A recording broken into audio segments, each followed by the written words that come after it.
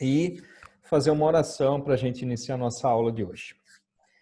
Senhor, obrigado, Pai, mais uma vez. Nós louvamos ao Teu nome. Nos colocamos nas Tuas mãos, ó Deus, para que a Tua vontade seja feita, para que a Tua vontade prevaleça. Paizinho querido, em nome do Senhor Jesus, que tudo aquilo que falarmos, que tudo aquilo que meditarmos aqui hoje, que seja tudo para a honra e glória do Teu santo nome, Paizinho. Em nome de Jesus, eu peço a favor de cada um dos alunos, sobre a minha vida também, que o Teu Santo Espírito possa falar aos nossos corações. Em nome de Jesus, amém. Amém. Muito bem, vamos lá. Vamos falar hoje das mulheres. Falamos na aula passada sobre os homens, né? O padrão divino para o marido, hoje o padrão divino para a esposa. As melhores.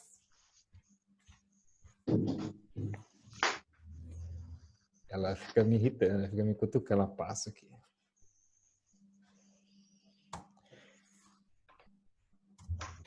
Vamos lá. Inicialmente aqui uma frase que consta aí no livro de vocês, na página 57, eu achei bastante interessante, né? Que ela diz assim: nós somos criadas para sermos mulheres. O fato de eu ser mulher não me faz um tipo de cristão diferente, mas o fato de eu ser cristã me faz uma mulher diferente. Eu aceito que Deus tinha em mente para mim quando Ele me criou. Minha vida inteira é uma oferta a Deus. Tudo que sou e tudo que Ele quer que eu seja. Né? Elizabeth Elliot, que é escritora cristã, e escreveu isso aí. Eu acho interessante para a gente iniciar a nossa meditação sobre esse assunto. Né? Bom, vamos lá. Lá em Gênesis, capítulo 2, verso 18, Deus olhou para o homem e ele estava tristinho. Né? Tristinho porque faltava um tormento na vida dele, faltava emoção. Né? Vocês não é verdade? Assim, já pensou? Eu não estou falando isso só por causa da mulher, não. Agora, imagina vocês, que as mulheres são maioria na classe, imagina vocês sem o marido, sem esse tormento aí do lado. Como que ia ser? Ué. Então Deus olhou para o homem, ele estava tristinho. Aliás, tem como que é o nome dele? Pastor Cláudio Duarte, que ele fala assim, que na verdade a Bíblia não fala que o homem estava triste, né? A Bíblia fala que Deus olhou e não tinha parceiro, mas não falou que ele estava triste. Aí ele fala que ele estava felizão lá. Estava feliz. Adão estava felizão lá no Éden, sozinho, curtindo tudo. De repente, Deus vem e coloca a mulher ali do lado, né? É lógico, tom de brincadeira. E aí o texto fala que para ele não se achava uma companheira, né? E aí Deus faz então uma auxiliadora que lhe fosse idônea. E eu gostaria de iniciar, né, fazendo uma ponderação sobre essa expressão que é utilizada. Primeiro, você já deve ter visto essa pergunta. Aliás, nas aulas anteriores eu fiz essa pergunta, né? Qual é o lugar da mulher? Qual que é o lugar da mulher? Nivaldo, qual que é o lugar da mulher? Dá aquela resposta, você olha lá que você vai falar, hein, Nivaldo. Qual é o lugar da mulher? Deixa eu ver se a dona Isabel não está por aqui. Reginaldo, é uma pergunta meio complicada, né? Capciosa, mas, né? Se você, levando pelo lado da criação que o próprio Deus criou, seria para ser companheira do homem mesmo, né? Auxiliadora.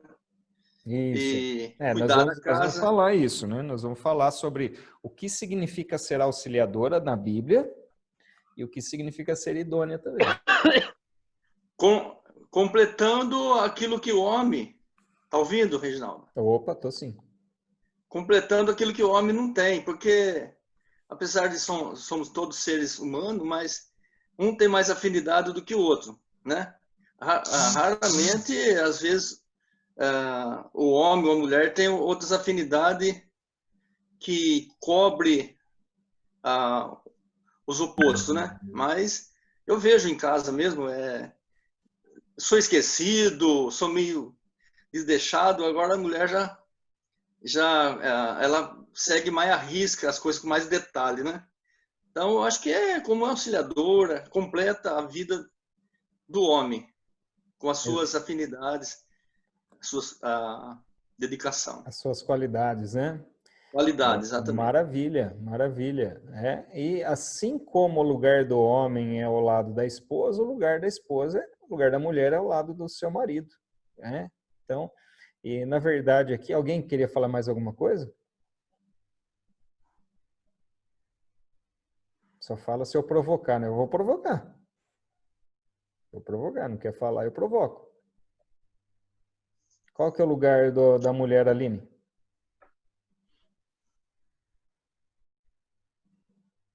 Do lado do homem, né? Do esposo. Não, isso aí eu acabei de falar, isso aí não vale.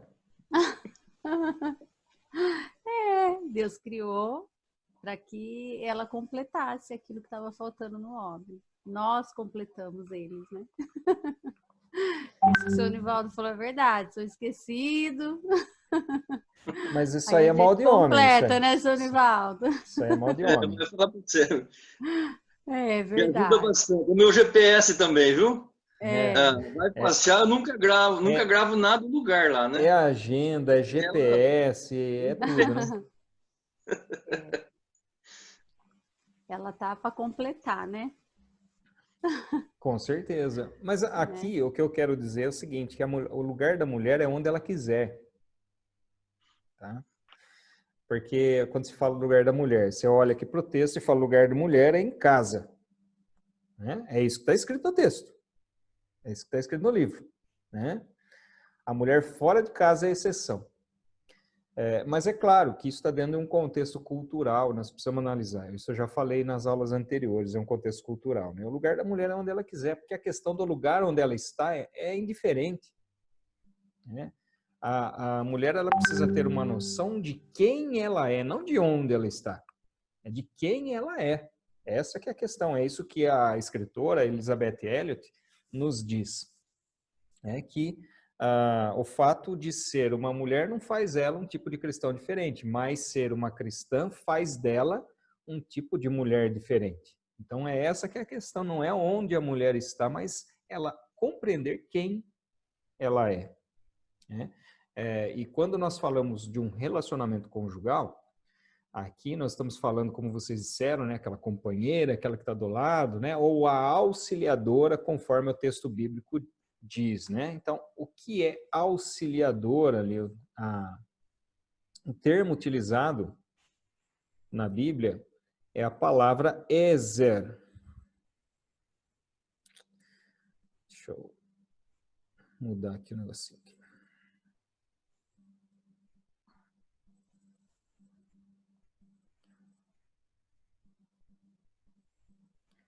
Não tem jeito, tem que tirar. Né? A palavra ezer. Né? Essa palavrinha aqui no hebraico significa ajuda, socorro, resgate. Ora, quem é que precisa ser ajudado? Aquela pessoa que não consegue fazer sozinho, não é verdade? Quem é que precisa de socorro, de resgate? Quem está perdido. É aquela pessoa que sozinha. Então, a ideia de uma auxiliadora é essa, é aquela que vem em ajuda, é aquela que vem em socorro, é aquela que vem ao resgate. Né? Como vocês mesmos disseram aí, o homem é incompleto em si mesmo. Se a gente for analisar as características da mulher e as características do homem, é claro que nós encontraremos várias características diferentes. Mas é interessante que na brincadeira, né, eu falo do pastor Cláudio Duarte, que na brincadeira ele fala algumas coisas que fazem completo sentido. Né? Aquela questão, por exemplo, da caixinha, né, da cabeça do homem, que é a caixinha. E a cabeça da mulher é um monte de fio emaranhado. Né? Tem um monte de fio lá e dando curto e pensando um monte de coisa ao mesmo tempo. O homem não. O homem é o seguinte, você tem que fechar uma caixinha para abrir a outra. Não tem... normalmente a mulher parece que quer mudar o assunto toda hora. Eu não consigo acompanhar. Eu não consigo acompanhar. Então, a mulher, olha o gato passando aí. O gato na tela. E ele fala num tom de brincadeira e de fato é uma realidade, né? São diferenças psíquicas, diferenças emocionais, diferenças físicas.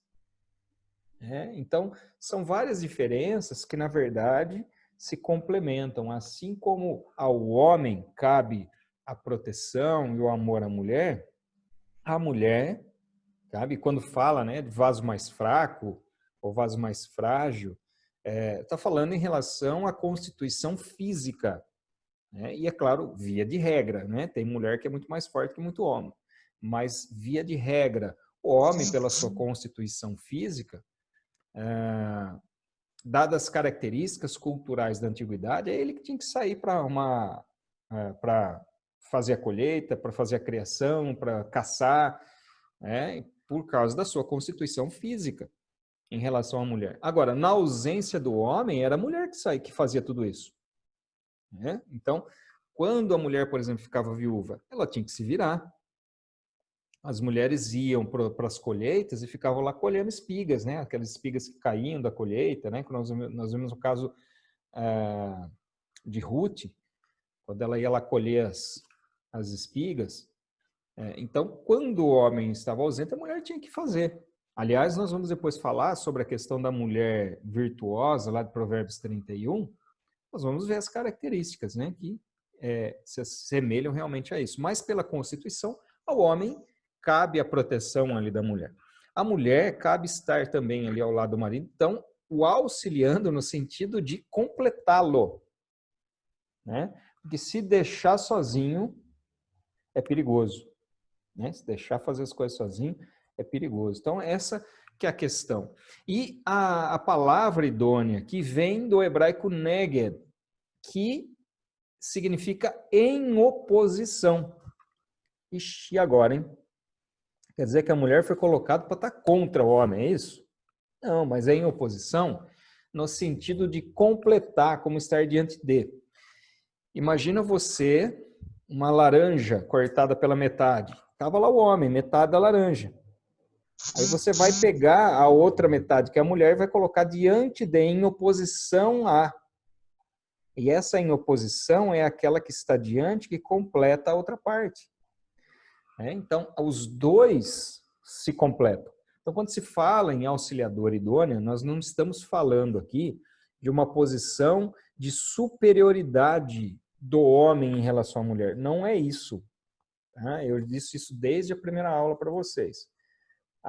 O conceito bíblico que é trazido na criação é de igualdade ali de condições. Características diferentes? Sim. Papéis diferentes? Sim. Mas em relação ao valor de cada um, eles são iguais. São colocados ali de forma iguais para que um complete, na verdade, o outro. Então, essa que é a ideia ali da auxiliadora idônea. Então, olha só. Aqui o texto, como diz, né? Depois o Senhor disse, não é bom que o homem viva sozinho, vou fazer para ele alguém que o ajude como se fosse a sua outra metade. Aqui é a nova tradução linguagem de hoje, traz desse jeito aqui, ó. Colocar alguém que o ajude como se fosse a sua outra metade. Aliás, aqui, só uma crítica, né? Como se não. Como se fosse não. Ela foi colocada exatamente, né, na essência aqui do que o texto original traz, Ezer Neged, exatamente como essa outra metade. E é por essa razão que o texto bíblico vai dizer que os dois não são mais dois, mas ambos formam agora uma só carne. Caminham juntos, completando um ao outro. Uma última questão só desse ponto aqui, né? Tito, capítulo 2, versos 3 e 4. A mulher deve amar o marido? Está escrito lá que sim. Por que eu estou fazendo esse comentário? Porque muitas vezes pessoas, eu já vi pessoas, na verdade, pregando o seguinte, que a mulher não precisa amar o marido, né?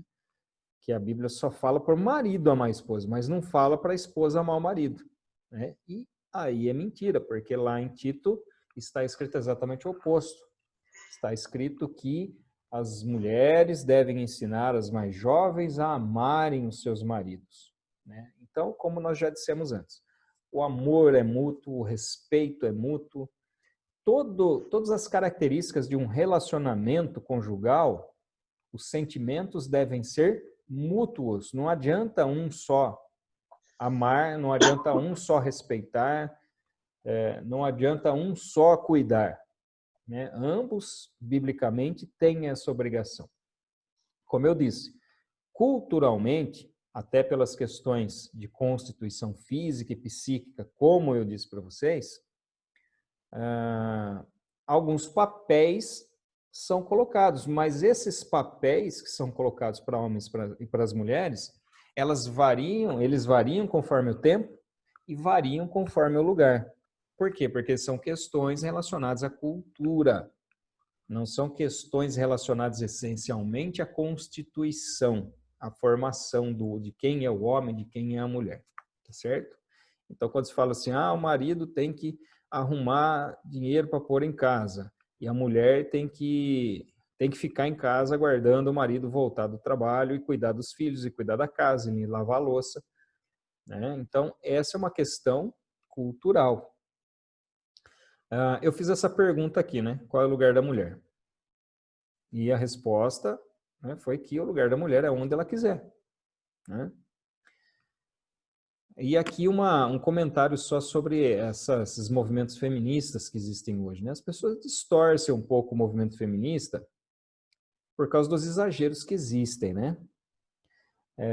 Mas, enfim, eu acho uma hipocrisia muito grande, porque não tem mulheres que... E se a mulher quiser ser dona de casa?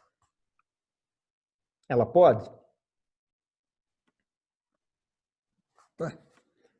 Se o lugar da mulher é onde ela quiser, e ela quer ser dona de casa, qual é o problema? Só que aí já não vale, né, para o movimento feminista, para esses extremistas, né?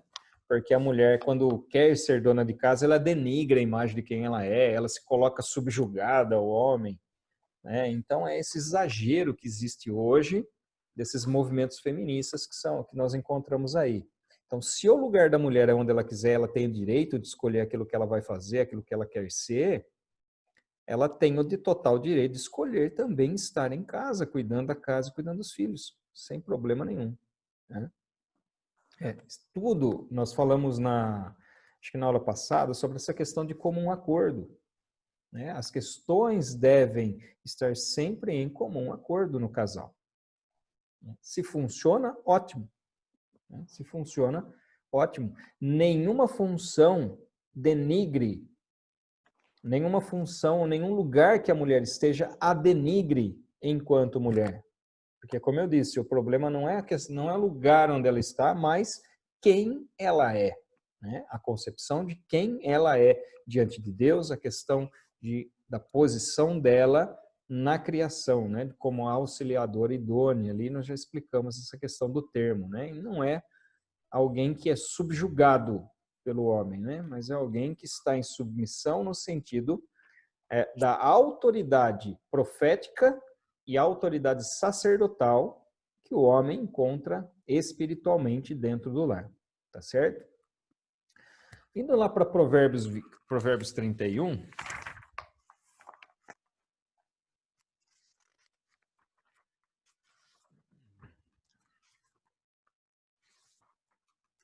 eu só ver uma coisa aqui.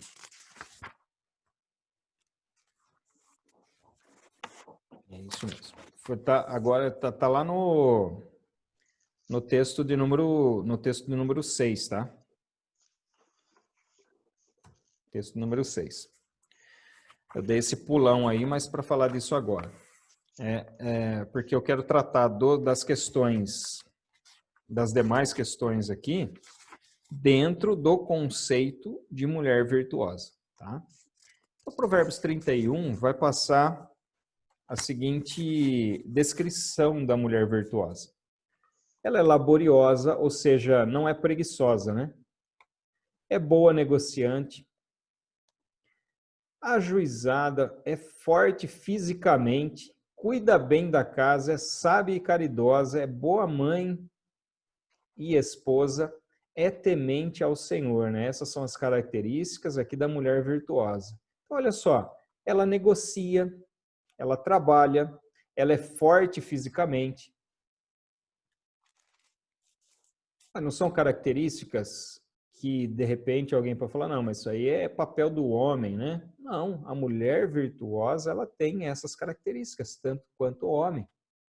Né? E, na verdade, até por essa constituição da mulher, em certos aspectos, ela é muito melhor para fazer determinados trabalhos, determinados serviços que o homem. Então, serviços que exigem mais cuidado. Voltando nessa discussão social, né, da questão do feminismo, machismo, esse monte de coisa aí,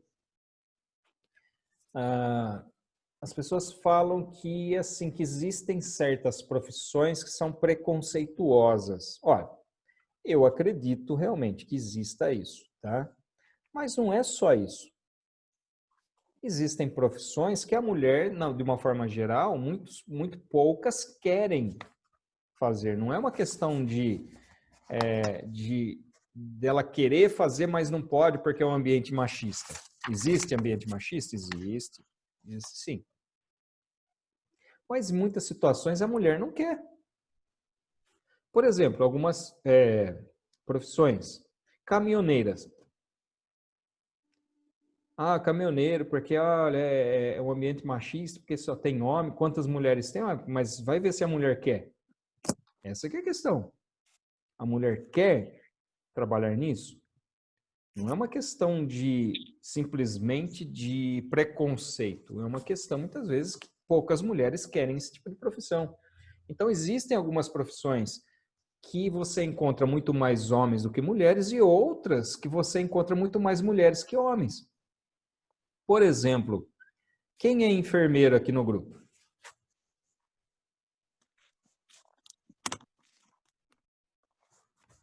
Olha aí. Fala aí, Ju. Tem mais homem ou tem mais mulher na enfermagem? Tem mais mulher. Por quê? Porque é um ambiente feminista, né? Vocês ignoram os homens, não deixam os homens entrar, não é isso? Não, mas até nas classes, quando a gente estuda, tem poucos homens estudando e muito mais mulheres. Exatamente. Por quê? Porque o homem não se interessa por essa profissão, é simples. Né? É um ambiente, nós vamos falar então que o ambiente da enfermagem é um ambiente que oprime os homens. Não, é um ambiente simplesmente em que os homens se interessam menos que as mulheres. Simples assim. Porque são características que chamam a atenção do homem e da mulher. Né? Por que você escolheu, Juliana, essa profissão? Eu escolhi porque, assim, é a arte de cuidar, né? E eu gosto muito de cuidar de tudo. Eu sempre gostei, né? De cuidar da casa, mesmo quando eu não era casada. Eu gostava de ter um quarto em ordem, sabe? Ter minhas coisas no lugar. E eu acho que você já traz um pouco disso. Cuidar das pessoas, ver as pessoas felizes. E eu acho que às vezes o homem não escolhe essa profissão também por causa disso. Porque para o homem é mais difícil o cuidar, sabia? É mais difícil ele cuidar de outro. Às vezes ele não consegue nem cuidar dele, sabe? Só É falar verdade. assim, né, Ju? Então é mais difícil assim, ele Ju. conseguir Tudo bem que cuidar nós de estamos em outro. minoria, que só tá eu, o Nivaldo. Aliás, cadê o Felipe? Foi embora? O Felipe tá aí ainda. Tá eu, o Nivaldo e o Mas é Felipe aqui, tudo verdade. bem, mas não precisa esculachar também, né? Não, o senhor está entendendo o que eu quero explicar, né? Claro, claro. Então, é mais fácil para a mulher, entendeu? E a mulher ainda ela se compadece mais pelo sofrimento do outro, pela dor do outro, sabe? Às vezes o homem é mais frio, porque é da natureza do homem. A mulher não. Então, é isso. São as características, percebe? São as Uhum. características que movem um homem ou uma mulher a escolher determinada profissão. Isso não está relacionado necessariamente com o ambiente ser preconceituoso ou não, né? Mas são essas características, né? A mulher tem características para exercer qualquer tipo de atividade, né? Antigamente, você tinha certas profissões que a mulher era preterida, né? Ou seja, deixada de lado, em função da sua constituição física, às vezes não ter força para fazer determinadas coisas. Mas hoje em dia, com as tecnologias, né, tem coisa ali que precisava botar a mão na massa, fazer força, e hoje não precisa mais. Então, é uma questão, às vezes, de apertar um botão. Então, nesse caso, muitas vezes, ocorre uma migração realmente em função dessas características, mas percebe que são as características que direcionam, né? As características da pessoa e as características da profissão que direcionam um para o outro ali, né? Então, a mulher pode fazer qualquer coisa, mas tem algumas coisas que, pelas limitações físicas ou as questões psíquicas propriamente, vão a impedir de fazer. E com o homem acontece a mesma coisa. É algo que também acontece com o homem. Algumas questões que o homem não vai conseguir desenvolver. E aí ele é direcionado, então, para uma outra área. Como, por exemplo, essa área, como diz aí, tudo bem que a Juliana esculachou todo mundo aqui, todos os homens aqui do grupo, mas tudo bem, né? Vamos relevar isso aí, vai. E aí a gente poderia dar vários outros exemplos, né? E essa mulher, então, virtuosa é aquela que é considerada lá no verso 10, né? Mais preciosa, mais valiosa que a joia de maior preço, né? O mais preciosa aqui, rubis. Página 57. Vamos voltar lá no texto 1 agora. Vocês acharam que estava terminando já, né? Foi lá para o texto 6, deu um pulão, de repente volta tudo de novo. Página 57 é o último parágrafo lá do livro, olha só. Auxiliadora em quê? Olha, o papel da mulher junto ao seu marido e ao seu lar é de fundamental importância. Isso ninguém duvida. Se o marido corre o risco de esquecer isto, que dê pelo menos 1 mês de férias ao ano à sua esposa. E assuma as responsabilidades dela, de banhar e trocar a roupa das crianças, lavar e passar, cozinhar e lavar os utensílios, limpar e arrumar a casa, enfim, fazer tudo aquilo que se constitui ocupação diária de uma dona de casa. É bem possível que nessas circunstâncias a esposa se torne alvo de maiores louvores do que antes, né, acontecia. É a questão da valorização, né? Enquanto está tudo em ordem, está tudo bonitinho, tá tudo certo, né? A hora que começa a desandar o negócio, é que começa a perceber o valor das coisas, né? Mas aqui, é claro, a gente está falando, por exemplo, de uma mulher que opta realmente por exclusivamente cuidar da sua casa. E nós falamos sobre divisão de papéis nas aulas anteriores também, a questão de cuidar da casa, né, que é responsabilidade de ambos, não é só responsabilidade da mulher. Embora, como eu disse para vocês, né, questão de cultura, esse papel acabe sobrando mais para as mulheres realmente, né, hoje em dia. Mas não é papel exclusivo. Quando ocorre essa divisão, né, a mulher também trabalha fora, os trabalhos domésticos devem ser divididos ali. De forma a não sobrecarregar também, né, gente? Pelo amor de Deus, né? Mas aquele marido que sobrecarrega a esposa, dá 1 mês de férias. Férias remuneradas, né? Porque também dar férias sem pagar não adianta nada. Dá férias remuneradas e assume as pendengas aí para ver como é que fica, né? Vai voltar. Eu acho que a mulher nem pensa em fazer um negócio desse, né? Não é nem louca de fazer um negócio desse, porque quando volta, vai ficar 3, 4 meses para botar em ordem. Cuidado para a Marlene escutar essas coisas. Hein? Não, ela foi para lá, por isso que eu tô falando. Ah, tá. Tô achando estranho. Tô achando estranho ainda pagar ainda, não? Então. Ela vai querer isso, hein? Não, ela foi para lá, não tá nem ouvindo. Ah, tá. Então tá bom. Eu ia pular essa parte aqui se ela tivesse aqui perto. Depois você voltava, depois né? Voltava. Falar, isso aqui a gente vê depois. Na página 58, que está em amarelinho, olha só. Que o marido ele deve cuidar, né, da esposa. A esposa deve cuidar do marido ali como auxiliadora, né? Também nos seguintes sentidos, no sentido afetivo, no sentido social, profissional e espiritual.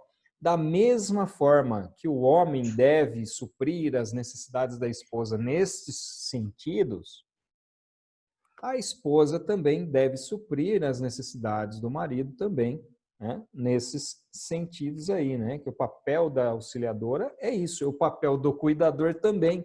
Então, vocês percebem como é mútuo a questão? Vem dos dois lados, né? Cuidar do sentido afetivo. Tem mulher que acha que o homem não tem sentimento. O homem tem sentimento, tem menos, mas tem também, viu? Não pode ficar desprezando. O contexto social, então, às vezes denegrir a imagem, brincadeiras que denigram a imagem do marido, né, no sentido profissional, né, respeitar a profissão do marido, orar, interceder por ele, né, dentro do contexto espiritual. Então, em todos esses sentidos, a mulher deve cuidar do marido também, né? A esposa sábia, né, a mulher virtuosa, ela vai agir exatamente dessa forma aí. Vamos lá, então, agora, textos 2, 3, 4 e 5. Nós vamos ver algumas questõezinhas aí. Então, comportamentos da mulher, né, da esposa cristã. Antes de mais nada, ela é uma discípula de Cristo. Ela é uma mulher nascida de novo. Uma mulher que tem um relacionamento com Deus, um relacionamento com o Senhor Jesus, de intimidade, um relacionamento íntimo com Deus e com o Senhor Jesus e com o Espírito Santo. É uma mulher de oração, é uma mulher que lê a Bíblia, que medita na palavra de Deus também, assim, tanto quanto o marido, né? Então, antes de mais nada, uma esposa cristã é uma discípula de Cristo. A esposa cristã, ela é aquela que respeita o marido e é fiel ao marido, né? Então, respeito e fidelidade, independente da proximidade, se está perto, está longe, né? Tem mulheres, às vezes, que quando o marido está perto, está tudo certo. Mas quando o marido está longe, há algumas brincadeiras que são feitas em ambiente de trabalho, algumas brincadeiras que são feitas entre amigos, que não convém a uma esposa cristã. Então, esse respeito independe da proximidade do marido. Ela é diligente em tudo que faz, né? O que é o contrário de ser diligente? Negligente? Como? Negligente? Negligente, exatamente. A negligência, o que é a negligência? Negligência é você deixar de fazer aquilo que você sabe que tem que fazer. Então, o oposto disso é ser diligente, ou seja, fazer exatamente aquilo que sabe que deve fazer. Então, diligente. Muito bem, então, como eu estava dizendo, né? Ser diligente em tudo que faz é fazer com zelo, fazer com esforço, com amor, né? Fazer o melhor que ela puder ali em relação àquilo que ela sabe que deve fazer, né? A esposa cristã é aquela que cuida bem dos filhos, né? É aquela que tem cuidados com a manutenção da casa, né? Então, aqui, mais uma vez, né, fica a questão seguinte, né, de que a mulher pode fazer aquilo que ela quiser, inclusive cuidar da casa, inclusive escolher ser dona de casa. Se é algo que está em comum acordo ali entre a esposa e o marido, por que não? Né? Hoje em dia, acaba se tornando até a exceção, né? Aquilo que era a regra, hoje se torna a exceção, mas a dona de casa, tanto a dona de casa quanto aquela que trabalha fora, deve ter cuidados, sim, também com a manutenção da casa. Assim como o marido também, que nós vimos na aula passada, né? Administrar bem as finanças, assim como o marido também deve administrar. E nós já falamos sobre essa questão da vida financeira do casal, da vida financeira da família, né? De participar ali ambos naquilo que é comum ali ao casal, né? Então, as finanças que entram, não contrair dívidas, aquela coisa toda que nós já falamos. Então, tudo isso que nós analisamos aqui nessa tela, Ser discípulo de Cristo, o marido também deve ser. Respeito e fidelidade, o marido também deve ser. Diligente em tudo que faz, também o marido deve ser. Cuidar bem dos filhos, também o marido. Cuidados com a manutenção de casa, idem, e a administração das finanças também. Então, o que nós percebemos? Quando nós falamos na aula passada sobre o homem, o papel do marido, estamos falando hoje sobre o papel da esposa, o que nós percebemos? Nós percebemos que as responsabilidades são praticamente as mesmas. O que muda não são as responsabilidades. Ou melhor, o que não muda, perdão, vou recomeçar. A diferença entre o marido e a mulher não estão nas responsabilidades da casa, responsabilidade de amor, responsabilidade de suporte psicológico, físico, emocional, porque isso um depende do outro também. Mas a questão, simplesmente as diferenças estão nas funções espirituais que cada um tem. Tá? Eu não sei se eu já falei isso para vocês, eu estou com a impressão que eu já falei, não nesse livro aqui, mas acho que em livros passados. Mas eu acho interessante porque tem uma... Deixa eu ver se será que eu consigo escrever aqui. Deixa eu tentar.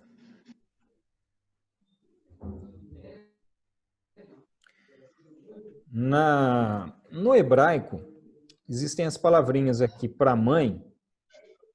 Né? A palavra mãe se escreve assim. Ó. Vamos ver se eu consigo escrever.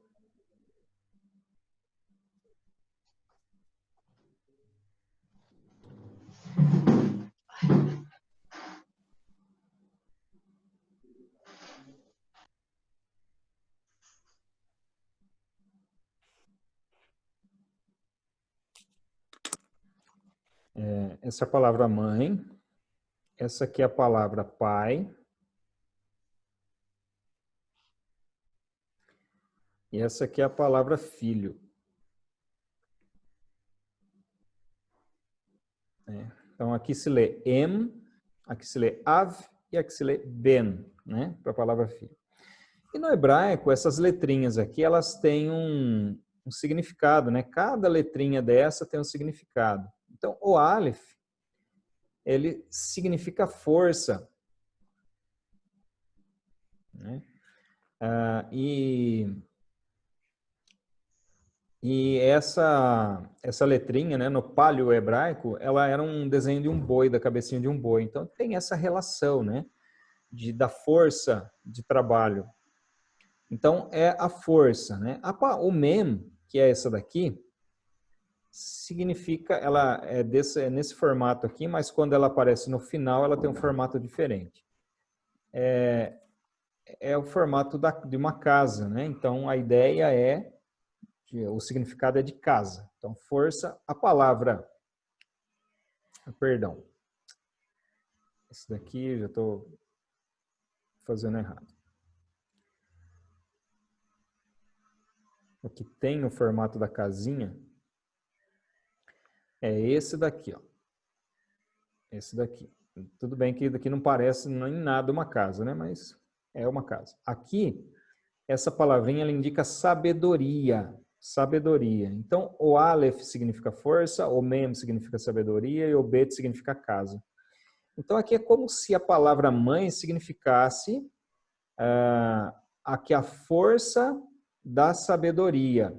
A palavra pai, a força da casa. Então, a força da casa e a mulher, a força da sabedoria. E o filho, aqui, essa palavra significa alegria. Né? Tem a letrinha Nun aqui, que tem alegria, ou seja, alegria da casa. Tá? Eu acho interessante porque essas palavras já indicam ali esses papéis diferenciados. Né? Quando se fala em força da casa, aqui no caso do homem, não é força física, mas é exatamente o papel e a sua função de líder, de sacerdote e espiritual, de profeta dentro da sua casa. E quando se fala em relação à mulher, a mãe, né, a sabedoria da casa, ou a força da sabedoria, desculpa, a força da sabedoria, Eu acho interessantíssimo que a Bíblia diz, né, que a mulher tola destrói a casa com as suas mãos, mas a sábia edifica, não é isso? Ou inverso, né? A mulher sábia edifica a sua casa, mas a tola destrói com as suas mãos. E é interessante porque quando você coloca ali, se a mulher é sábia, ela edifica. Não está falando que se o homem é sábio, se não é. Agora, quando ela é tola, ela destrói, ela derruba, independente se o marido é sábio ou não. Então, percebe o impacto, né, da aplicação de uma mulher sábia realmente dentro da sua casa, né, de sabedoria que está na mulher, que ela consegue edificar a sua casa ali com as suas mãos, mas a tola, ela vai destruir facilmente, mesmo que o marido tenha sabedoria, mas se a esposa for tola, ela consegue destruir a casa. Eu acho interessante porque a diferença é exatamente nesse contexto, é exatamente nesse sentido. Eu queria mostrar um videozinho aqui para vocês. Porque o que acontece?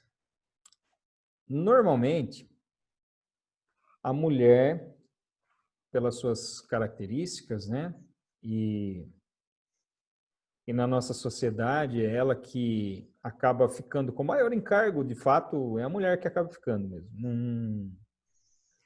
As responsabilidades que eu falo, mesmo que a mulher trabalhe fora, ela acaba ficando com a mais responsabilidade dentro da casa. Até pelo que a Ju falou, da questão do cuidado, né, com os filhos, tudo. Então, mesmo que a esposa trabalhe fora, o maior encargo fica sobre ela. E muitas vezes a mulher não é reconhecida por isso que ela faz. Ela não é reconhecida. Aliás, tem gente que eu já vi pessoa falando assim, mas você não trabalha? O que você faz? Eu cuido da casa, mas você não trabalha? É como se não desse trabalho cuidar da casa dos filhos, né? Mas tudo bem. E tem esse vídeo aqui que eu quero mostrar para vocês, fala da mulher invisível. Alguém já viu esse vídeo? A Ju já viu. É a mulher invisível, né? Eu vou soltar o videozinho aqui, vocês vão entender melhor do que se trata.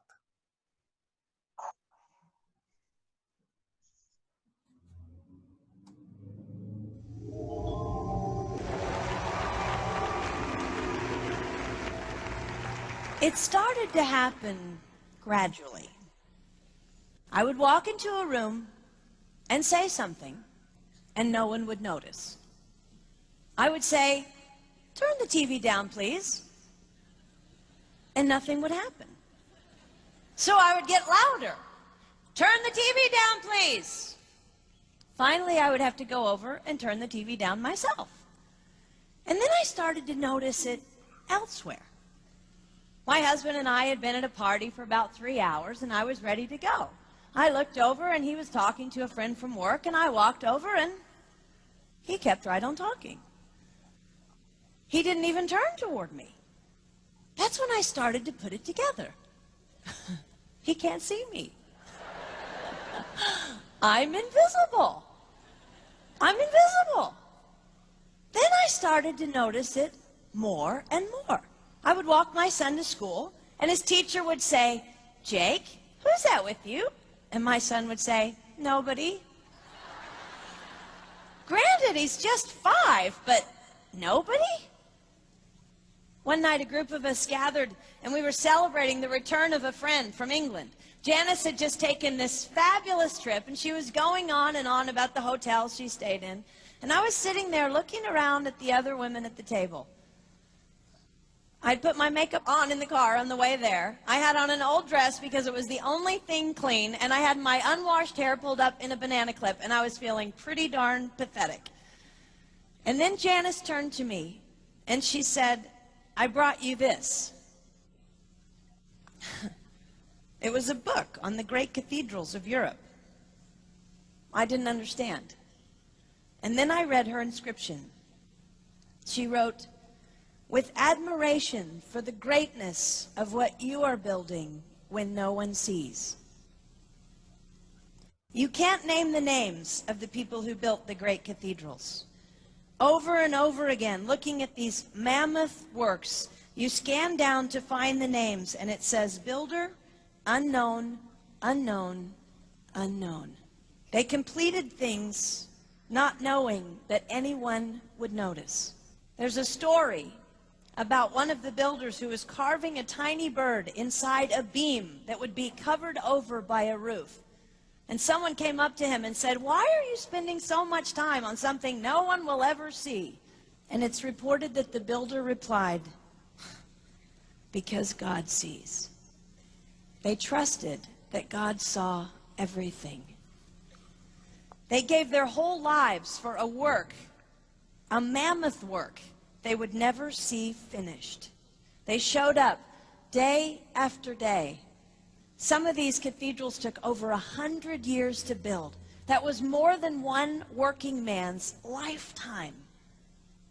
Day after day. And they made personal sacrifices for no credit. Showing up at a job they would never see finished, for a building their name would never be on. One writer even goes so far as to say no great cathedrals will ever be built again, because so few people are willing to sacrifice to that degree. I closed the book, and it was as if I heard God say, "I see you.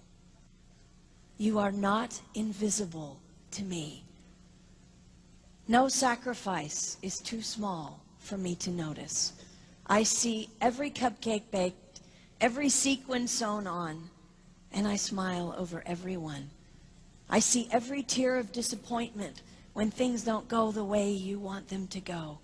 But remember, you are building a great cathedral. It will not be finished in your lifetime, and sadly, you will never get to live there. But if you build it well, I will." At times, my invisibility has felt like an affliction to me. But it is not a disease that is erasing my life. It is the cure for the disease of self-centeredness. It is the antidote to my own pride. It's okay that they don't see. It's okay that they don't know. I don't want my son to tell the friend he's bringing home from college, "You're not going to believe what my mom does. She gets up at 4 in the morning and she bakes pies and hand bakes a turkey and she presses all the linens." Even if I do all those things, I don't want him to say that. I want him to want to come home. And secondly, I want him to say to his friend, "You're going to love it there."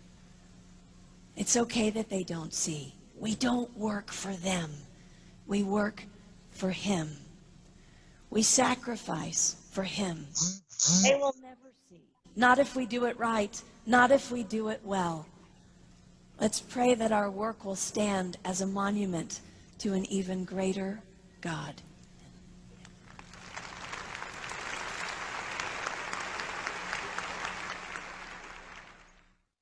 Muito bem. Olha, apareceu até uma aluninha nova aí. Uma coelhinha. Não é uma coelhinha que tem aí? É uma coelhinha. Tudo bem? Gente, quis mostrar com esse vídeo aí o seguinte,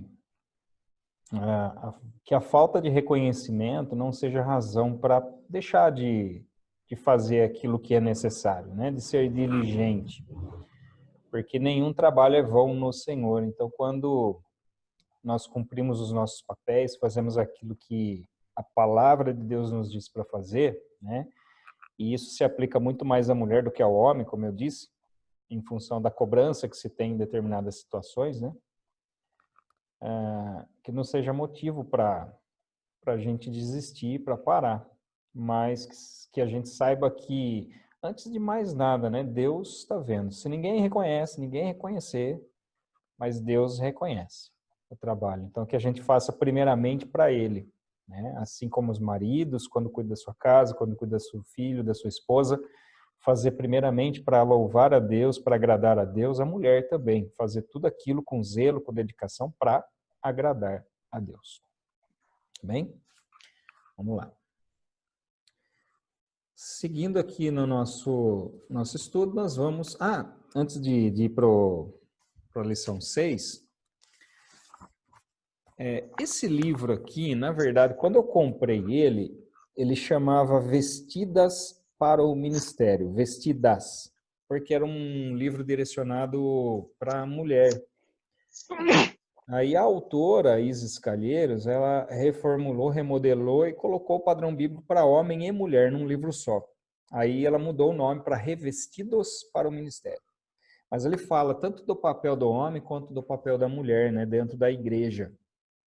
Então fica uma sugestão aí de leitura, né, da livro Revestidos para o Ministério, da Isis Calheiros. Se você achar uma versão antiga, vai estar Vestida para o Ministério.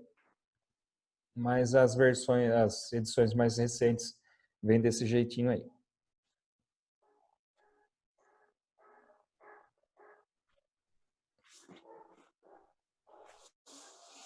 Beleza. Muito bem. Agora vamos falar sobre a lição número 6, padrão divino para os pais, né, em relação aqui aos filhos. Bom, tem uma questão central quando nós falamos aqui de relacionamento com os filhos, que é a questão da disciplina, né? Mas vamos lá, vamos fazer algumas considerações iniciais sobre esse assunto.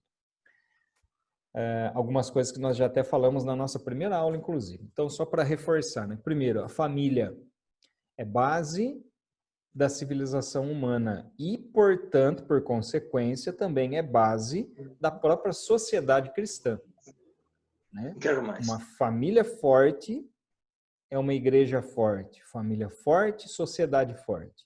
Né? Então, nós precisamos zelar pelo ambiente familiar como um todo, né? Do relacionamento da esposa com o marido, do marido com a esposa, dos filhos com os pais, dos pais com os filhos. É no lar, nós precisamos compreender que é no lar que a criança se prepara para enfrentar o mundo. Não é na escola, não é na igreja, não é em clubes, em ambientes externos, né? Não é em cursinhos, nada disso. É no lar. Né? Nós já tratamos sobre o lar nas aulas passadas também. Os pais jamais devem delegar a função de criação dos filhos. Como eu disse, a escola, a igreja, elas são complementares, elas são um suplemento, mas quem dá a base, quem dá o direcionamento são os pais, é em casa. Os pais devem saber, né, marido e mulher, devem saber que a decisão de ter filhos exige muita responsabilidade. Botar filho no mundo é fácil, né? Cuidar já é outra conversa. Então é necessário ter muita responsabilidade com a escolha, né, de ter filhos, né, e saber que filhos são herança do Senhor, são bênção para as nossas vidas. E sabendo disso, que eles são herança do Senhor, nós precisamos ter a convicção, né, os pais ter a convicção de que nós não estamos sozinhos nessa jornada. Nós podemos contar com a ajuda de Deus, nós podemos contar com o Espírito Santo para nos auxiliar.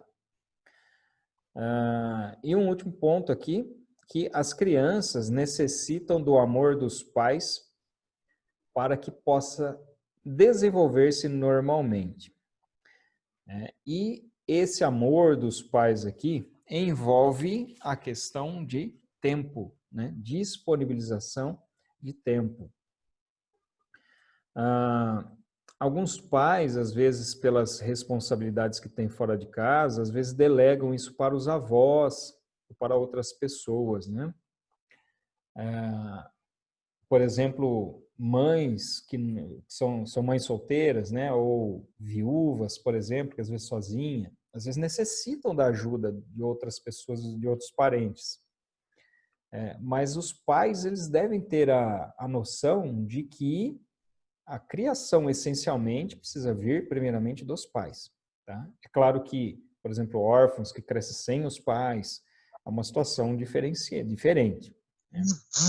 Mas os pais, enquanto ali juntos, eles precisam compreender da sua responsabilidade e dedicar tempo para os filhos. Né?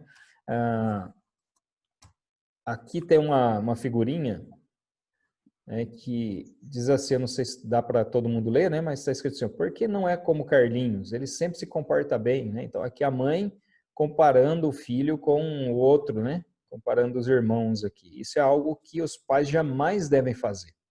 Né? fazer comparação, porque isso deixa a criança insegura, deixa o filho sempre achando que ele não vale nada, que é o outro que faz melhor, né? Então, jamais fazer nenhum tipo de comparação. Cada um, mesmo que gêmeos, né, Débora? É assim? Você tem duas menininhas lindas, né? Elas são gêmeas, né? Eu acho que eu já fiz essa pergunta uma vez. Elas são... Não são? Qual que é a diferença de idade delas? Não. É 1 ano de 1 diferença. ano. Mas elas parecem gêmeas, viu? Eu acho que eu já fiz agora As que eu... duas Oi, perdão, desculpa, eu não entendi, Débora. As 2 de janeiro ainda. Ah lá, 1 ano certinho, então. Mas agora você respondendo, eu lembrei que eu já tinha perguntado isso sim. Mas é assim, elas têm personalidades diferentes, não tem? Tem características bastante. diferentes. E tem a mesma mãe, né? Tem a mesma criação. Quer dizer, mas são diferentes, porque as crianças são assim, são diferentes, né? Por exemplo, deixa eu ver quem mais aí tem mais filhos, né? O Nivaldo tem 2, né, Nivaldo? Ou 2 ou 3? 2, Dois, Reginaldo. né? A diferença de 10 anos de um para o outro. Mas no seu caso a diferença é grande, né, de idade. Né? Mas também personalidades completamente diferentes. Com certeza. No caso do senhor, eu conheço os 2 filhos, né? Eu sei que é bastante diferente. Enfim, podia falar de todo mundo aí, né? A Érica também. A Érica tem 3, né, Érica?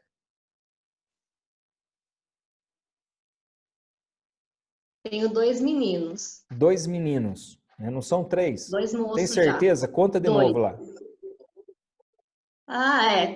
É 3 meninos. O marido, né? Então, tem 3.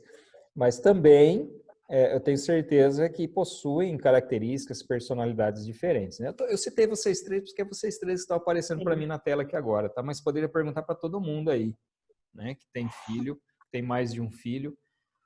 Existem diferenças e a gente precisa respeitar essas diferenças, não querer que um seja igual ao outro, porque não vai ser.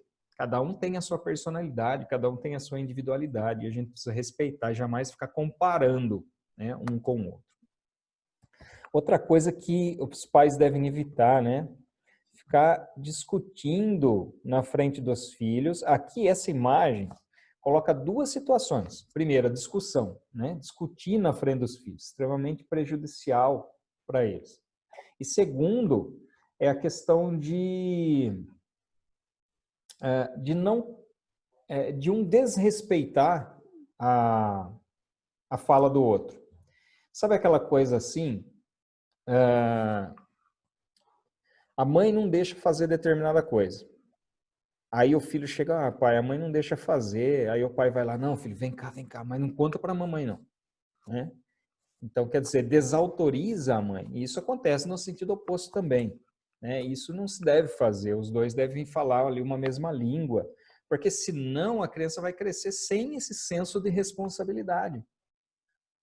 Porque, quando não me deixarem fazer, eu corro no outro.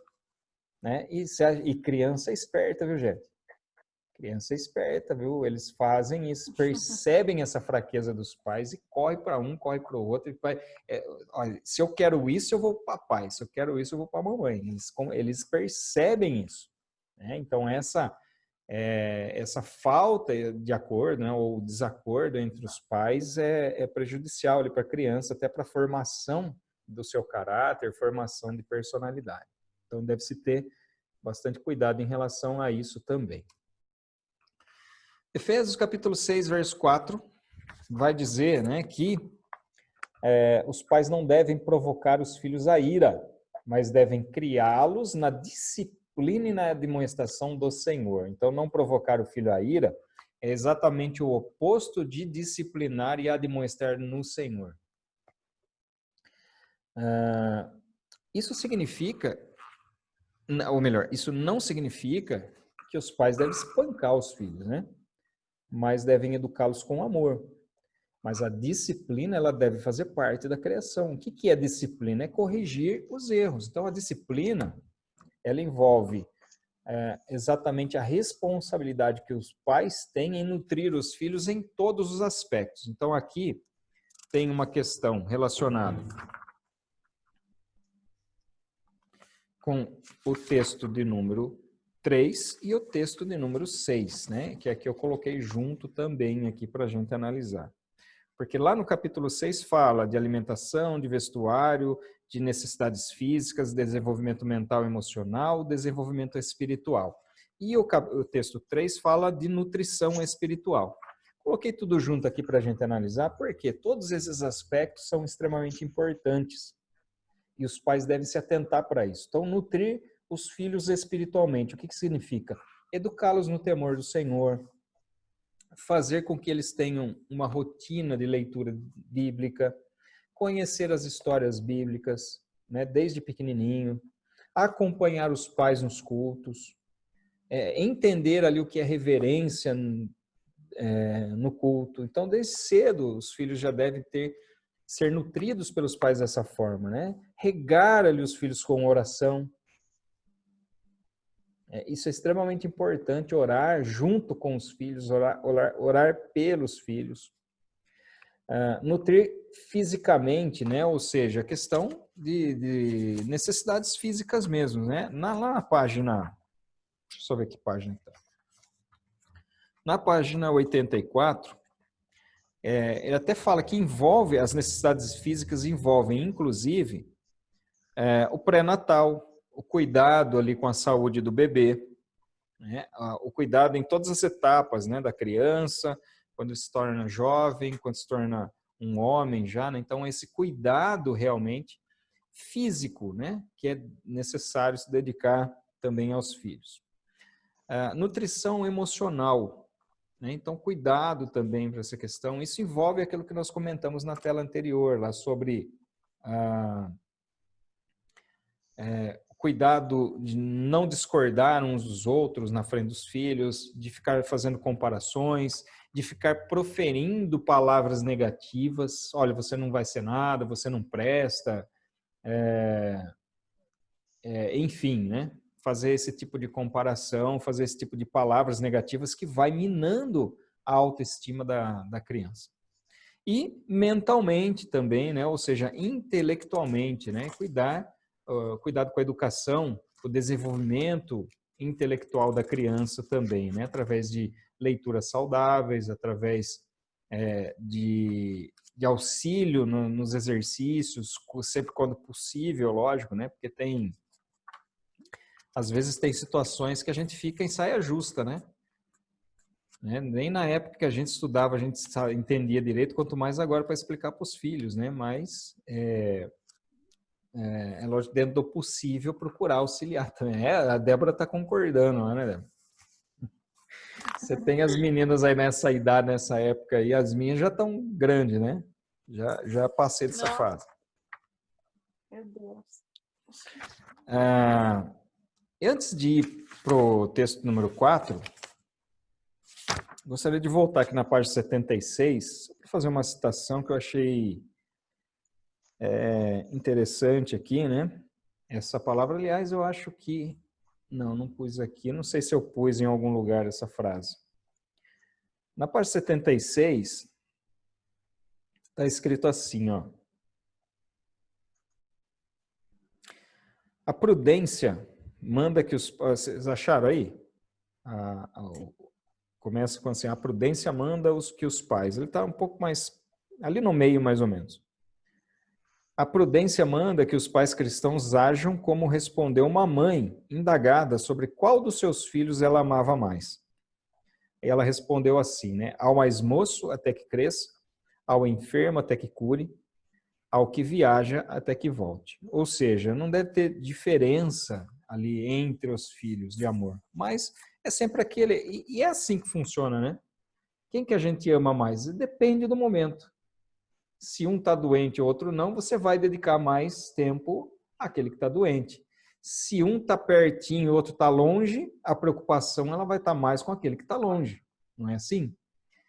Então, mas não se deve fazer diferença ali de tratamento entre os filhos, né? Que isso pode causar problemas também no desenvolvimento das crianças. No texto de número 4, vai falar a respeito do poder do exemplo, né? Então, basicamente, o que o texto está dizendo aqui é o seguinte, fala, olha, não adianta você ficar falando o que o seu filho tem que fazer se ele olha para você e não vê que você faz a mesma coisa. Ou melhor, vê que você faz exatamente o oposto daquilo que você diz que deve fazer. Então, os pais, enquanto exemplos, eles devem não ser hipócritas, ou seja, aquilo que eles falam deve condizer com aquilo que eles fazem. Não é aquele negócio de faz o que eu falo, não faço o que eu faço. Não existe isso. Porque a criança pode até por receio, por medo, fazer por obediência. Mas vai chegar um momento que o exemplo daquilo que os pais fazem vai falar mais alto, vai falar mais forte. Porque vai chegar um momento que fisicamente o homem já não vai poder mais corrigir seu filho. Não vai poder mais ser na ameaça, não vai poder mais ser na força, né? O Nivaldo já está com 2 meninão fortão lá, né, Nivaldo? Já não dá mais para ameaçar mais, né, Nivaldo? Tem que pegar meio de leve, hein? Então, então assim, se os pais não ensinarem pelo exemplo, não vai adiantar nada, vai chegar um momento que a coisa vai desandar. Por quê? Porque é a questão de semeadura, aquilo que você semeia é aquilo que você vai colher, né? A colheita sempre é conforme a semeadura. Tá? Por isso que nós, como pais, devemos agir, não devemos agir dessa forma, né? Como que impondo medo, impondo por imposição realmente, né? Impor as coisas. Olha, não importa o que eu faço, faz o que eu falo e acabou e fica quieto, né? Por um tempo isso funciona, mas depois que começa a crescer, a gente percebe que o negócio já desanda, né? Muito se fala, se discute, né, nos meios da psicologia, da pedagogia, sobre a questão da disciplina. Disciplinar, não disciplinar, tem a lei da palmada, que agora não pode bater, né? Aquela coisa toda. E é lógico que ninguém aconselha a espancar, né? Até o ministro da Educação, acho que foi, né, ministro da Educação, deu uma celeuma lá com ele, por quê? Porque ele é um pastor, né? E pegaram um vídeo antigo dele, que ele estava fazendo uma pregação sobre disciplina na igreja, falando que as mães poderiam, sim, né, exercer um castigo físico. Aí colocar, nossa, aí caíram de pau em cima do ministro, né, da Educação. Como fazem aí os que estão de plantão só para criticar, para atacar pedra, né? Mas fato é que a disciplina é bíblica. Quando houver necessidade, nós devemos disciplinar fisicamente, sim, né? Não com exagero, não de forma a agredir, né, ou a machucar os filhos, nada disso. Mas sendo necessário, é permitido, sim, e é bíblico isso, e é necessário. Algumas pessoas falam, vai gerar trauma se você espancar, se você bater com ódio. Agora, se nós disciplinarmos com amor, os filhos percebem isso. Vai falar, eu não vou perguntar aqui, mas vocês podem pensar aí vocês, né? Você talvez pode até ter alguém que nunca bateu no filho. Nunca bati no meu filho. Né? Talvez seja exceção. Se tiver alguém aí nesse grupo, é exceção. Agora, o filho deixou de amar você por causa disso? Por causa dessa repreensão? Deixou de amar? De forma nenhuma. Naquele momento, foi necessário. Né? E se o filho percebe realmente que o pai o ama, não é aquele gesto que vai fazer com que ele aja de forma diferente, que pense de forma diferente. Né? Desde que os pais façam isso realmente com amor. Né? O porquê da disciplina? Olha lá, Deuteronômio 11:1 está escrito o seguinte, ó. Vou ler aqui antes que acabe o nosso tempo.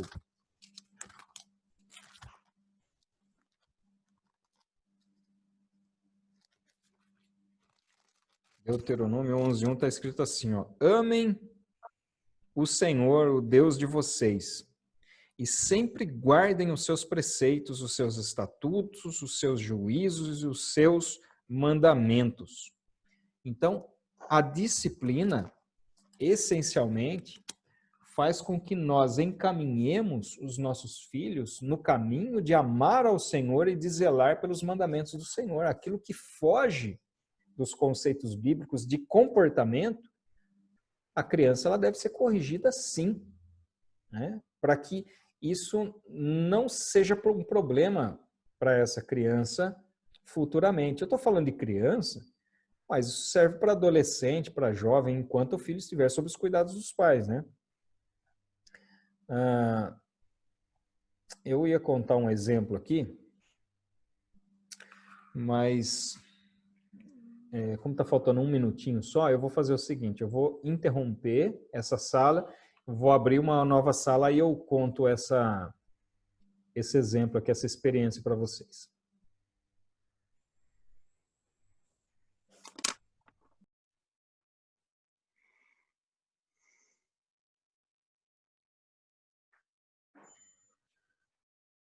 Deixa eu ver quem está faltando aqui. Felipe, Ju, Amanda, Aline, Débora, Valdo, 369.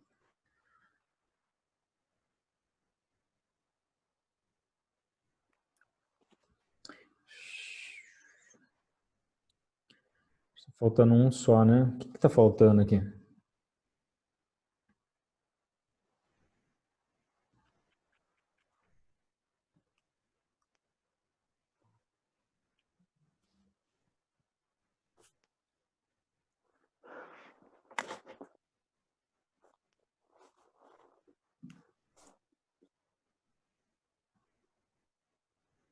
Bom, vamos lá.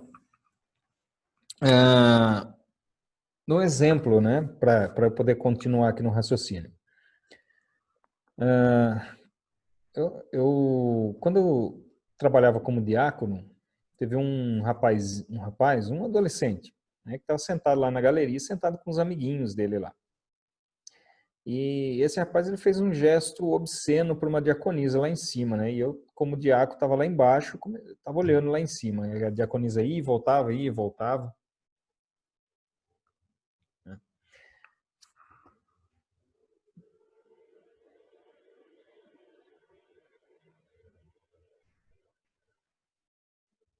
Acho que agora sim, agora está todo mundo aí. E até que ela foi, chamou a atenção dele, e na hora que ela virou as costas, ele fez um gesto obsceno para ela, no meio do culto lá. E aí eu cheguei, eu vi aquilo lá de baixo, eu fui lá para cima. Dei uma bronca nos meninos ali.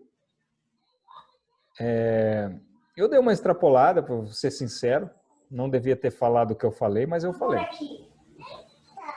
Falei que eu ia jogar ele lá para baixo se ele continuasse daquele jeito, mas não... Ô, gente, pelo amor de Deus.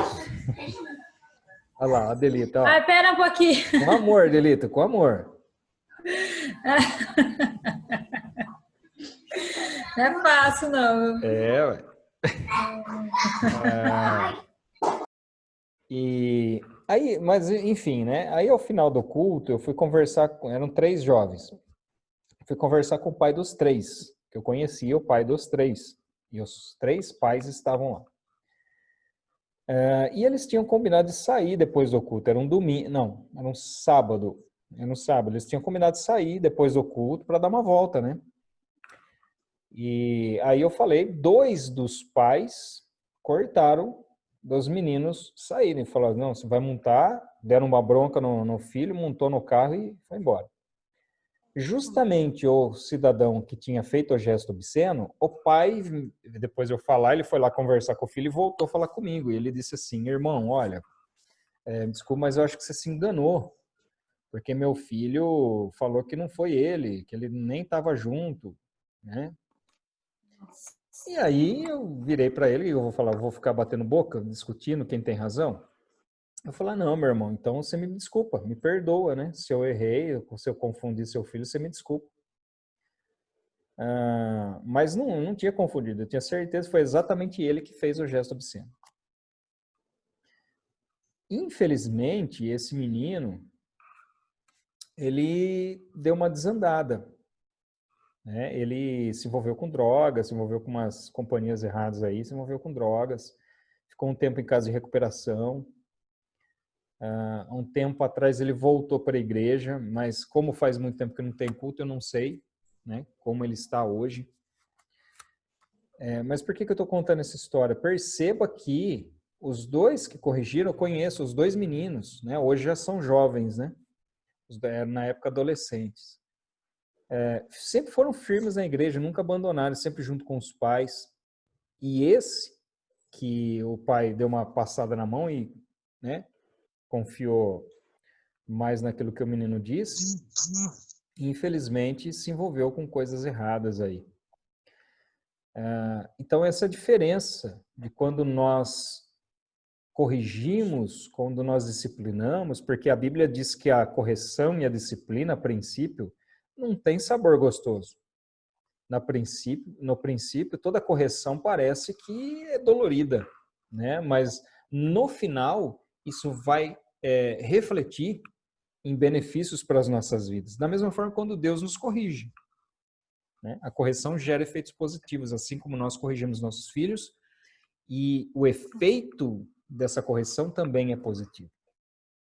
Então, a disciplina, ela tem o objetivo, né, tem propósito de desenvolver senso de respeito à autoridade. O que o pai passou de informação para aquele menino? Filho, não importa o que você faça, eu vou estar aqui para te defender, fica sossegado. Né? Estabelecer a prática da obediência não só aos pais, mas às autoridades também, né? Formar bons hábitos e corrigir maus hábitos. Então, isso é necessário para a vida de qualquer criança. Gente, criança, ela nasce com a mesma natureza que qualquer ser humano. Ou seja, uma natureza tendente a fazer aquilo que é mal.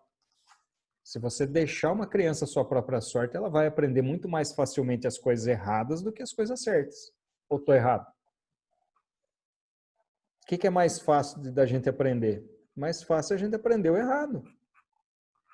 É por isso que a gente precisa ser corrigido, por isso que a gente precisa ser disciplinado. Então, a correção, né, a disciplina, melhor dizendo, ela compreende dois aspectos aqui. Dois aspectos. A instrução, ou seja, a formação de bons hábitos, formação de caráter e personalidade. E um segundo aspecto que é a correção, ou seja, corrigir maus hábitos. Né? Porque nós não aprendemos apenas bons hábitos, nós aprendemos maus hábitos também. E os maus hábitos precisam ser corrigidos. Lá em Hebreus, o texto que está aí, ó, Hebreus 12, vai dizer o seguinte.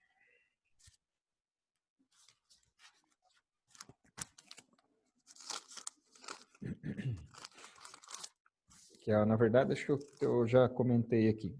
Hebreus 12, versos 6, 7 e 11. Porque o Senhor corrige a quem ama e castiga todo filho a quem aceita. É para a disciplina que vocês perseveram. Deus os trata como filhos. E qual é o filho a quem o pai não corrige?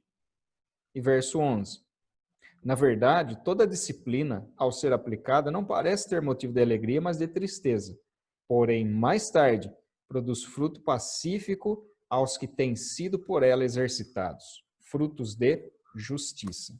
Então, nós precisamos compreender isso, né? Que se na relação de Deus como nosso Pai para conosco, isso acontece, nós também, na função de pais, devemos exercer a disciplina no nosso lar.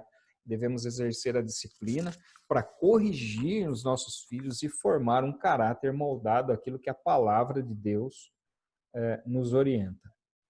Tem esses dois livros aqui, são sugestões de leitura também. Esses dois aqui, eu vou fazer o seguinte, vou mandar para vocês em PDF, que eu tenho eles aqui em PDF, eu vou mandar. Se alguém quiser comprar, preferir a leitura a leitura do livro físico, né? Já vou colocar na tela de novo, mas eu vou mandar aqui.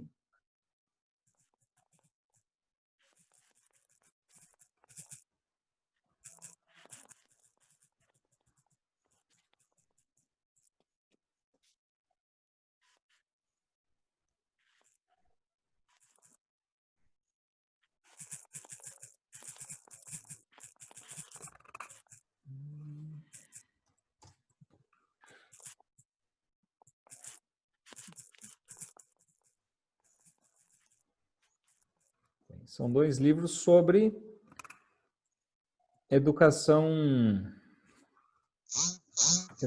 infantil, né? As 5 linguagens do amor, como expressar um compromisso de amor ao seu cônjuge, e o outro que já tentei de tudo, como educar crianças, né? Então tem os 2 títulos aí que eu mandei para vocês, também relacionado com, não só relacionamento conjugal, mas na disciplina também aqui com o filho também, tá certo? Para alguns chega tarde, né? Esse da correção aí, já estão os filhos cavalão já aí, né? Mas nunca é tarde, né? Nunca é tarde, né, Nivaldo? Verdade. Sempre tem o que ensinar e aprender também, né? Tem que ensinar e aprender. E além do que, aqueles que já têm os filhinhos... Cavalo é maneira de falar, tá, gente? Vocês entendem porque eu tô falando cavalo, né? Cavalo é de grande já, tá? Sim. Tem os netos que vem chegando, né? E vem os netos, exatamente. E aí a gente tem a possibilidade de auxiliar também os filhos aí na condução, na disciplina dos netos. Tá certo? Então fica aí uma sugestão para vocês de leitura. E é isso, gente, né? Para a semana que vem nós vamos ver o padrão divino para os filhos, a disciplina no lar também, né? Relacionada, nós vimos dos pais para os filhos e agora nós vamos ver dos filhos para os pais. Agora não, né? Na semana que vem nós vamos ver isso. E eu queria deixar aqui aberto, caso alguém queira fazer algum comentário. Ué, cadê o...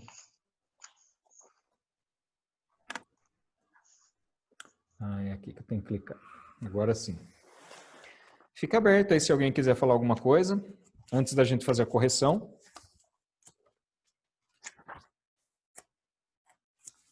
Reginaldo. Sim. Lá em Provérbio tem um versículo, não lembro qual é, né? Que diz assim, que a fazenda vem dos pais, ou a herança, né? E a mulher sábia vem do Senhor, né? Então, isso diz que a gente tem que orar por elas, né? Para que venha ter sabedoria. Então, muitas vezes a gente culpa as mulheres, mas está faltando a nossa parte também, né? Mas com certeza, sem dúvida Isso. nenhuma. Essa culpa, às vezes, porque é o seguinte, isso vem dos 2 lados, tá? Às vezes a mulher culpa o marido e o marido fica culpando a esposa. E, na verdade, não para enxergar, né, que ali da sua própria parte está em falta alguma coisa. O que você citou está em Provérbios 19:14. 19:14. Um homem pode herdar dos seus pais casa e dinheiro, mas somente o Senhor pode conceder uma esposa sábia. Provérbios 19:14. Então, antes, sempre que há algum tipo de problema no lar, algum tipo de conflito, a primeira pergunta que a gente deve fazer não é o que está errado no outro, é o que está errado em nós mesmos, né? Na gente. Essa é a primeira pergunta. O que eu posso fazer para melhorar? Tem um filme que eu acho muito legal, que é A Prova de Fogo. O nome do filme é A Prova de Fogo. Não sei se eu já falei isso, esse livro, mas vale a pena assistir, tá? Ele é baseado num livro que é 40 dias. 40 dias, eu acho que eu tenho ele aqui em casa. Agora eu esqueci. É assim, funciona, é mais ou menos o seguinte. O livro fala de um marido que está tentando reconquistar a esposa, né? E o filme vai falar sobre isso também. E aí o pai do homem, pai do marido, entrega esse livro para ele, fala para ele seguir à risca aqueles passos ali, né, para reconquistar. Então, todo dia fazer alguma coisa, mesmo que não haja reciprocidade, né? E aí ele vai fazendo, né, e à medida que ele vai colocando em prática, ele percebe que a esposa começa a responder aos atos de amor do marido. E é assim normalmente que a gente funciona, né? Nós muitas vezes respondemos aos atos. Então não importa se o outro, mas porque o outro não corresponde, não importa o que o outro faça, importa o que você vai fazer, né? Nós podemos mudar os outros simplesmente com as nossas próprias atitudes. Você não consegue mudar o outro sem mudar primeiro as suas próprias atitudes. Então, é sempre bom a gente parar, às vezes, para analisar as nossas próprias condutas, nossas próprias atitudes, né? Vale a pena aqui você assistir o filme, se você não assistiu, A Prova de Fogo, e depois eu vou procurar o livro que eu acho que eu tenho aqui em casa, eu mando uma foto dele aí para vocês. Alguém queria falar mais alguma coisa?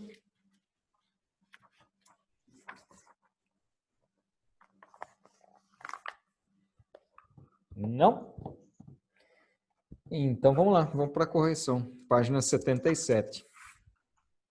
Vocês estão ansiosos para voltar às aulas ao vivo ou não? Ao vivo não. Ao vivo está aqui também, né? Mas assim, presencial? É bem melhor, né? Também, Amanda? Sim. Sai um pouco de casa também. Pois é, né?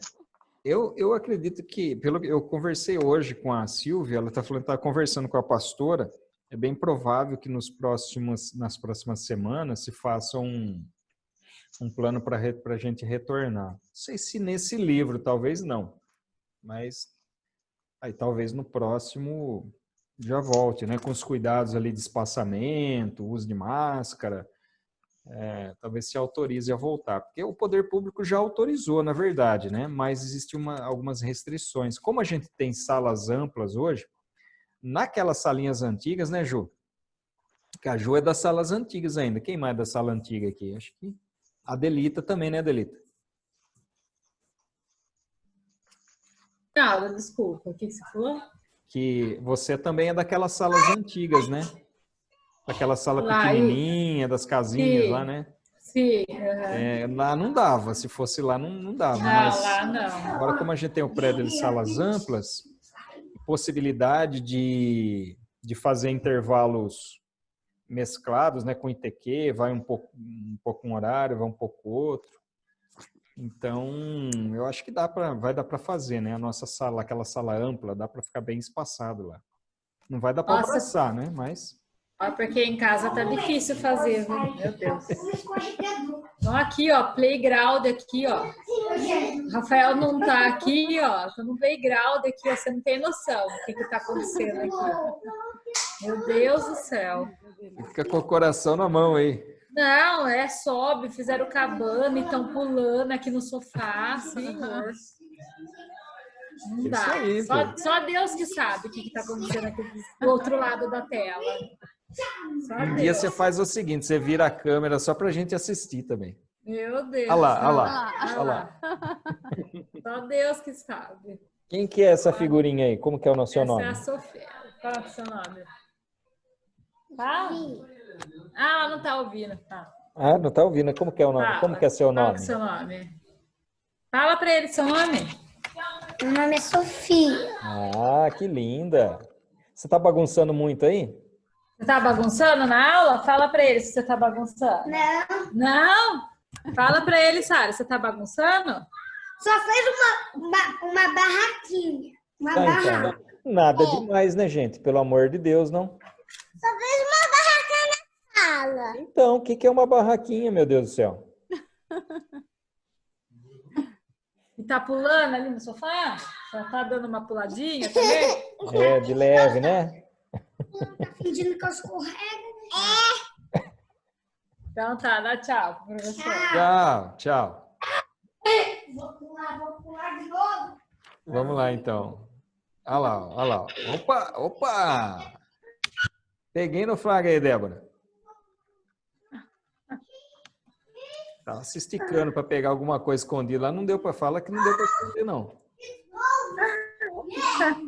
Aqui pega tudo. Os gato andando, criança pulando, gente aparecendo aqui. É assim que funciona. Vamos lá, para nossa correção, então, de hoje. Página 74. Certo, errado.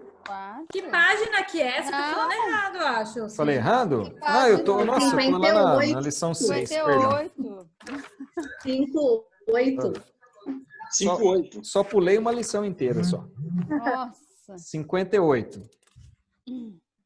D de dado e D de dado. Página 60. Ó, esse 505 aqui, eu coloquei errado, mas eu acho que tá certo. Eu acho que tem que fazer um curso de culinária. Mas, segundo o livro texto, tá errado. Então, fica assim, ó, certo, errado, certo, certo, errado, certo. Mas tem que fazer, tem. Seria bom, né? No caso aqui de cá, sou eu que tenho que fazer, né? Porque, como eu disse, a maioria dos dias sou eu que cozinho. Então, página 63. D de dado, A, F, C, B de bola, E. Páginas 64 e 65, tudo certo.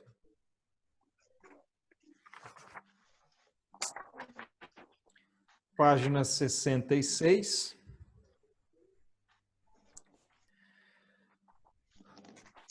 Certo, certo, errado, certo. Que foi? Reginaldo, peraí Oi? que eu já perdi tudo aqui já. Qual página você parou? Você falou que é assim, ó. Daquela do DA da 63, né? Aí depois a 64 você falou que era tudo certo. É 64 e 65, né? Lindinha, vem. Que é tudo certo. Ah, tá. E a 66 é o quê? E a 66, certo, certo, errado, certo. Ah, então tá. Página 68. Aqui. Calma, vem comigo. C, B de bola, D de dado. O que tá acontecendo? Vem aqui. Página 74.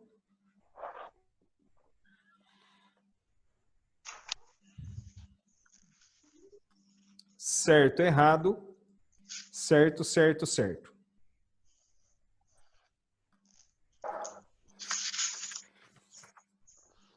Página 77. A, B de bola, C, D de dado.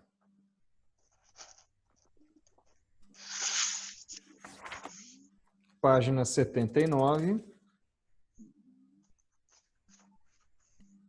D de dado, B de bola, A, C.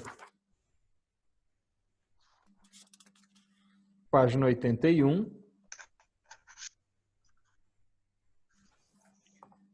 Certo, certo, errado, errado, certo, errado. Página 83.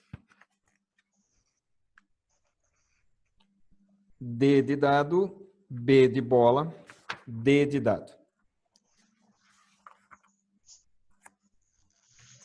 E por último, a página 86. B de bola, D de dado, E, A, C. Tudo bem? Tudo certinho? Tirou 10? Muito bem, gente. Então,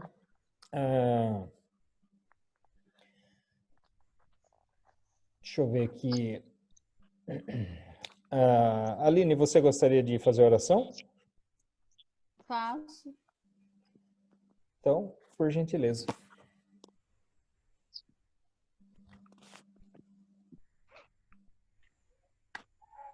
Senhor, queremos agradecer por mais essa oportunidade, dessa aula, em que estamos reunidos para aprender mais da Tua Palavra, Senhor.